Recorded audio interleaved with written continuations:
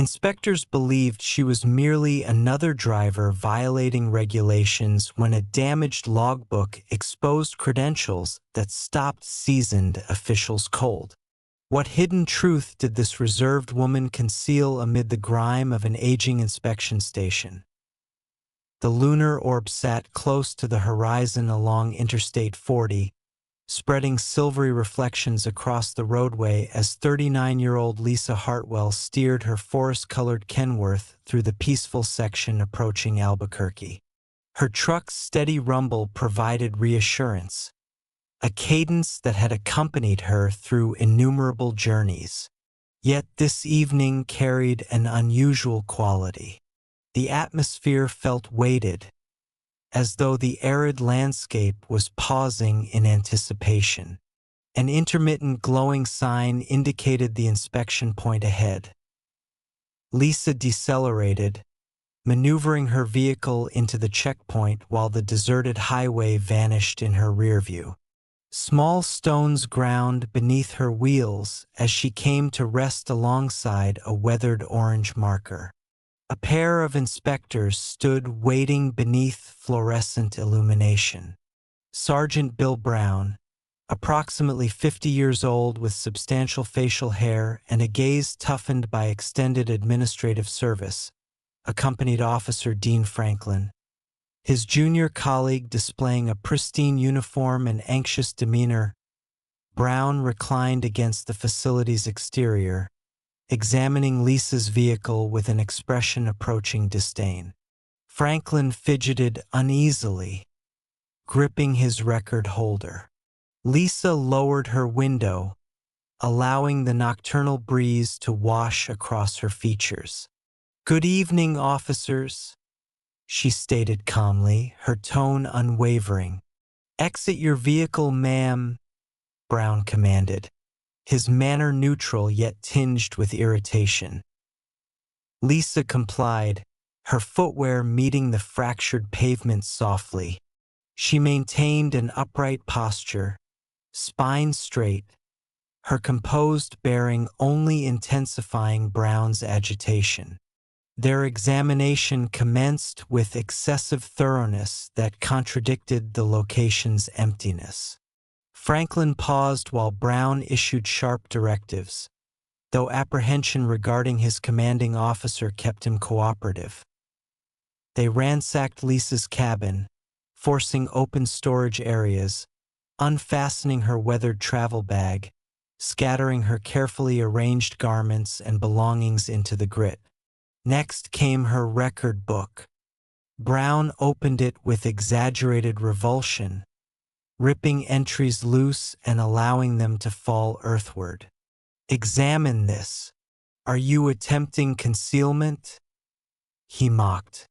Lisa stayed quiet, her expression firm, vision locked on the spinning dust illuminated by the suspended fixtures. An uncomfortable stillness descended upon the inspection area. Franklin's grip shook faintly as he accessed another compartment. His glance found Lisa, detecting the glimpse of something troubled within her gaze. Recollections surged beneath her stoic facade. Military supply lines advancing through darkened canyons. Weapons fire splitting the darkness. The thunder of explosive devices rattling reinforced vehicles. Her fingers tightened around her bag's handle as specters of previous terrors murmured at her consciousness's periphery. Franklin cleared his throat nervously. "Sergeant, perhaps we ought to." Brown directed toward him a look sufficiently penetrating to slice metal. "We have performance targets, Franklin. When we fail to document sufficient infractions monthly, management disciplines us. Don't become sympathetic." He propelled a separated page from Lisa's documentation across the area, the paper gliding over gravel like an injured creature. Lisa's attention drifted toward the obscure skyline past the facility's brightness. The interstate extended outward like an infinite connection, offering departure, namelessness, liberation. Yet here she remained, vulnerable beneath the severe examination of individuals who perceived her as numerical data, not a human being. Within the weighing structure, the communication device transmitted conversation from adjacent locations. Another official's tone referenced extended shifts and the pressure to satisfy performance measures. Franklin's complexion paled. This wasn't his anticipated occupation. He enlisted hoping to maintain roadway security, not to intimidate solitary operators at midnight. Lisa's vision captured Franklin for a brief instant. In that wordless moment, he perceived it, the burden she transported, the unvoiced tempests beneath her tranquility. Yet before speech could emerge, Brown sealed the travel bag forcefully, his exasperation surfacing. "Explain your record book's immaculate condition," he demanded sharply, approaching near enough that Lisa detected stale caffeine on his exhalation. She remained unmoved. Her consciousness wandered backward to supply convoys winding through foreign deserts, where quietness preserved existence and inquiries endangered lives. Minutes progressed slowly, the facility eerily soundless aside from the remote cries of wild canines.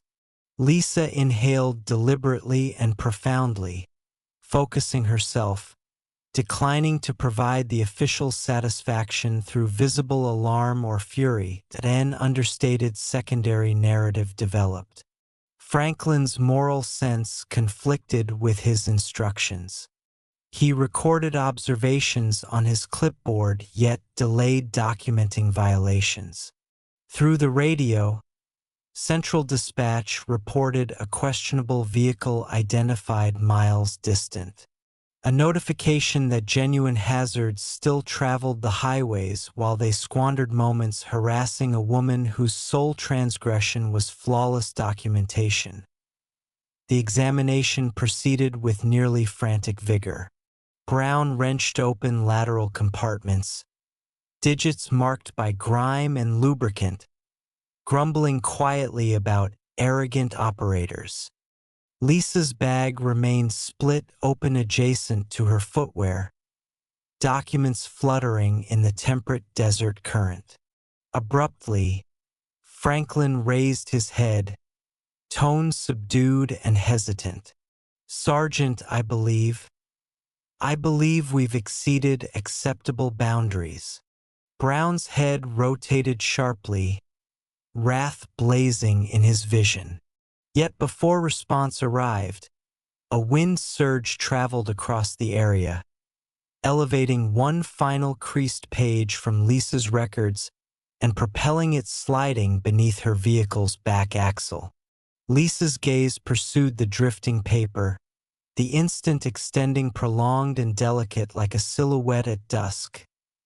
The evening seemed charged with strain, the station's oscillating illumination projecting severe outlines across the damaged terrain. Brown advanced forward, reducing his volume to a sharp whisper. "You don't determine procedures, rookie.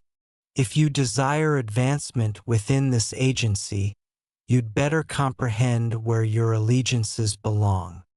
Lisa closed her vision for a pulse, compelling herself toward the current moment. The environment carried diesel and heated dust. The sensations of roadway quietness compressed inward. The bag's fastener rattled weakly in the current, resembling the final tone of a fading melody. Somewhere internally, the resolve that formerly transported her through explosive fields and midnight supply runs commenced glowing again. Lisa recognized this represented merely another conflict zone, one absent projectiles yet abundant with perils equally threatening. As the officials reorganized for another examination of her vehicle, Lisa straightened, her tone subdued yet unshakable. "Have you completed your task?" Brown's vision contracted. Yet momentarily, Franklin observed her not as a suspect but as someone who'd confronted tempests he couldn't start imagining. And within that delicate silence, the desert landscape suspended its respiration. Brown's tolerance diminished with each passing moment. He tore through Lisa's lateral storage areas, hurling roadside equipment and aged receipts into the soil. Franklin lingered at the brightness's boundary, worrying his lower lip, his increasing unease as evident as the perspiration gleaming on his brow. The strain coiled more firmly, extending across the inspection facility like a tempest preparing to rupture. Lisa remained motionless as mineral, vision pursuing each action without utterance. Her quietness merely intensified Brown's fury. "Do you believe yourself more intelligent than us, woman?" he snapped, forcing open a secured panel beneath the sleeping area in her cabin. His grip vanished inside, then returned, grasping a compact, aged leather container. He tore it accessible with a motion of his wrist. Something substantial and metallic slipped loose, tumbling through space. It contacted Earth with a muted impact in the rotating dust at Lisa's footwear. A weathered Department of Defense Supply convoy operator credential, its carved eagle capturing the severe radiance of the suspended fixtures. The darkness became soundless, preserved for the remote lament of a desert current. Duration appeared to halt. Brown stared vacantly, incapable of processing what he'd grasped moments earlier. Yet Franklin advanced forward, vision expanded. He descended to a single knee, removing dust from the badge with shaking digits. Understanding emerged. His elder sibling had shared accounts of civilian operators in Afghanistan who confronted hostile attacks to transport provisions. This badge wasn't a keepsake. It was acquired through combat. Lisa's respiration intensified, recollections colliding into her consciousness. A convoy advancing through Afghan territories beneath black atmospheres. Illuminated ammunition stitching space above reinforced vehicles. Communication devices transmitting with critical requests for medical personnel. The nauseating percussion of detonations along the pathway. She recalled evenings absent celestial bodies where forward illumination penetrated obscurity dense with combustion residue and terror. Franklin raised his vision, tone scarcely a murmur. "Sergeant, do you comprehend what this represents?" Yet Brown retreated, complexion reddened, vision shifting toward the badge as though it might scorch him. Momentarily, he ceased commanding, his dominance disintegrating like granules in his grasp. Within the weighing structure, the communication device released quiet urgency. Additional inspectors, detecting fragments of Franklin's address to his commanding officer, commenced murmuring. The information distributed like combustion. A female operator possessing a convoy credential. A phantom from conflicts most had dismissed. The inspection facility, formerly Intimidation's location, suddenly seemed defenseless, vulnerable to certainties that couldn't be reversed. Lisa's expression remained indecipherable. She knelt, retrieved the badge with rehearsed gentleness, and secured it within her palm. Her tone emerged subdued, solid, transporting the significance of countless unvoiced distances. "This examination has concluded. Brown separated his mouth to dispute yet wavered as Franklin's vision secured on his, confronting him with quiet resistance. A transformation settled across the area. The authority structure ceased being his to control. In the darkness, Franklin contacted his commanding officer with trembling grip. "Sir, we require direction," he whispered, tone dense with sentiment. "I believe we've violated appropriate limits." Meanwhile, Lisa's consciousness rotated with fractured segments of former convoys. The darkness they transported wounded military personnel through a lethal area. The occasion she rested beneath her vehicle's front section in a dehydrated waterway to escape mortar bombardment. The countenances of companions who never returned home, each recollection scratched at her composure. Yet she maintained elevation, declining to reveal the fracture in her protection. Beyond the facility illumination's perimeter, vehicles rumbled past along the interstate, their forward lights resembling gradually advancing celestial bodies. Through the radio, abbreviated voices requested verification. Was the credential authentic? Who was this woman? Franklin retreated beside Lisa, tone constant despite his anxiety. "Ma'am, I apologize," he stated gently, vision lowered. "I possessed no awareness." Brown's fists contracted at his flanks. He glanced toward Franklin, then toward Lisa, the reality he dominated mere minutes previously now escaping beyond his control. His vision blazed with exasperation, yet apprehension flickered present too. The badge had accomplished what language never could. In a single compact, dusty instant, it eliminated every presumption, every inexpensive insult, every minor authority abuse. Throughout the facility, murmurs and radio transmissions intensified. Transport operators in sequence lowered their windows, observing with quiet interest. The narrative of Lisa Hartwell was already forming. An account transported on citizens' band frequencies and late-evening dining establishment discussions. Lisa permitted herself a solitary, deliberate respiration.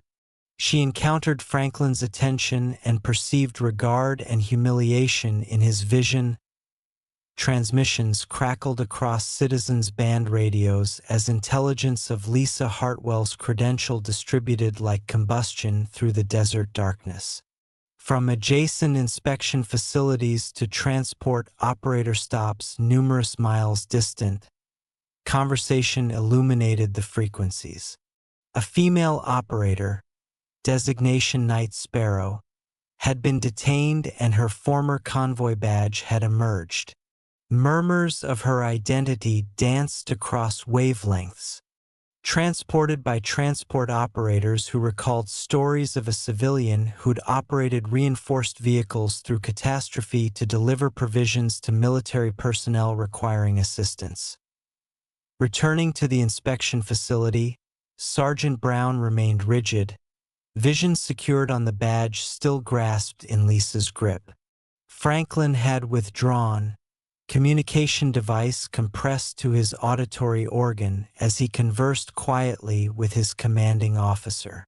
The supervisor, Lieutenant Simmons, was traveling, his vehicle's forward illumination penetrating the obscurity as he accelerated along the interstate.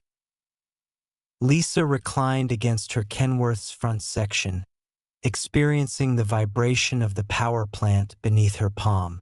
Each oscillation reminded her she remained present, still respiring, yet her consciousness reeled with illuminations of the history. The reinforced convoy halted on a mountainous passage, communication devices animated with frantic transmissions. The evening she maintained compression on a military member's injury as projectiles impacted metal. The sunrise when she observed a medical evacuation aircraft vanish into the morning sky, transporting companions she'd never encounter again, and abrupt thunder of power plants interrupted her contemplations. Two senior transport operators, vehicles idling behind hers, descended from their cabins. One, a facial-haired individual with exhausted vision, examined Lisa's badge, then her countenance. "Night Sparrow," he spoke hoarsely. Lisa paused, then acknowledged once. His vision softened. "Incredible. Believed you were merely folklore," he stated quietly, his tone dense with something resembling wonder. Franklin terminated his communication, glancing nervously between Lisa and Brown. His commanding officer had verified the badge's legitimacy, and Simmons was moments distant. Brown's countenance contorted, a tempest of fury and disbelief developing as his dominance escaped from his control with each advancing moment. He directed sharply at Franklin. "Do you believe yourself heroic currently? Destroying your occupation over some depleted transport operator." Yet Franklin maintained firmness, his tone more constant than he experienced. "She's not merely some transport operator. She's more heroic than either of us will achieve." Surrounding them, strain expanded like a storm formation. A collection of transport operators assembled near the inspection facility entrance, information distributing among them that Lisa Hartwell had preserved convoys trapped under bombardment overseas. Some had detected the accounts years previously on isolated interstates. Narratives of a woman who operated through hostile zones without pause, acquiring the designation Phantom Transport Operator. Now positioned in the dim facility illumination, they comprehended the narrative was genuine. Lisa's attention swept across the compact assembly, her consciousness divided between comfort and apprehension. She had invested years attempting to dissolve into the infinite distances of interstate, concealing the suffering of injuries that never completely recovered and the recollections that scratched at her in silent instances. The markings on her physical form were insignificant compared to those in her consciousness. Evenings awakening to phantom detonations. Days invested gripping the control mechanism until her finger joints transformed pale merely to maintain the history at distance. Yet tonight, the phantoms of former convoys wouldn't remain concealed. She experienced them ascending. Transmissions of the deceased transported on the desert current. Portion of her desire to escape, to ascend into her cabin and dissolve into the skyline where nobody recognized her identity. Yet another portion of her, profound and determined, blazed with quiet satisfaction that declined to conceal anymore. Lieutenant Simmons' patrol vehicle approached, crimson and azure illumination painting the facility in transforming darkness. He departed, his countenance indecipherable as he absorbed the distributed record book entries, the strained inspectors, and the cluster of soundless transport operators. Franklin advanced forward, tone subdued yet unwavering as he clarified everything. Simmons rotated toward Lisa, vision settling on the badge in her grip. He inclined his cranium slightly, an indication of regard more expressive than language. Then he secured Brown with an examination that penetrated more profoundly than any vocalization. "Sergeant, you've committed a significant error tonight," Simmons stated quietly, his tone tranquil yet devastating. Brown's countenance emptied of pigmentation. Meanwhile, Franklin transformed beneath the significance of his actions, divided between apprehension of Brown's fury and the certainty that he couldn't observe passively while someone like Lisa was processed like a lawbreaker. Surrounding him, transport operators murmured gently, expressions of appreciation and former recollections threading through the collection like a temperate flow. Lisa absorbed respiration, the nocturnal atmosphere penetrating in her respiratory organs. She directed toward Franklin, perceived the uncertainty still remaining in his vision. "You executed the appropriate action," she stated gently, her tone transporting the unshakable power of someone who'd endured considerably worse than a midnight examination proceeding incorrectly. Yet an inquiry dominated substantial in her consciousness. Should she ultimately vocalize her narrative audibly, or allow the narrative of the phantom transport operator to remain a murmur on the interstates? Sunrise advanced across the desert, coloring the atmosphere in delicate rose and gleaming amber. The severe illumination of the inspection facility diminished beneath the tender radiance of morning, darkness withdrawing into the vacant interstate beyond. Lisa Hartwell positioned by her vehicle, the evening's trial engraved into each contour of her countenance. Yet her attention constant, transparent, uncompromised, Lieutenant Simmons progressed through the inspection facility with quiet dominance, evaluating the separated record book entries, the abraded travel bag, the destruction of an examination that had spiraled beyond governance. He attended to Franklin's statement, the junior official's tone solid yet colored with remorse. He examined the badge, its diminished metal capturing the sunrise, a compact artifact of bravery that communicated a narrative more influential than any vocalized expression. Eventually, Simmons rotated toward Lisa, his vision encountering hers without pause. "Ms. Hartwell," he commenced, tone subdued, transporting a significance that penetrated through the silence of the assembled transport operators. "Representing the agency, I express regret for what you experienced tonight. Your contribution deserves regard. We disappointed you." Lisa transformed, the expressions landing more substantially than she anticipated. She had prepared for fury, additional accusations, another conflict. Instead, she discovered something considerably rarer: comprehension. A quiet disturbance progressed through the compact assembly of transport operators, weathered individuals who had detained to observe, their countenances lined by years traveling. Some directed toward Lisa with expanded vision. Others acknowledged deliberately as if identifying something they'd constantly suspected yet never ventured to accept. Simmons retreated, addressing the facility personnel. "All citations against Ms. Hartwell are nullified. Operational immediately. Sergeant Brown, you're dismissed from assignment pending assessment." Brown's countenance collapsed, disbelief solidifying into soundless fury as he comprehended he'd forfeited everything in a solitary, unforgiving darkness. Franklin positioned more upright, his apprehension substituted by something resembling quiet satisfaction.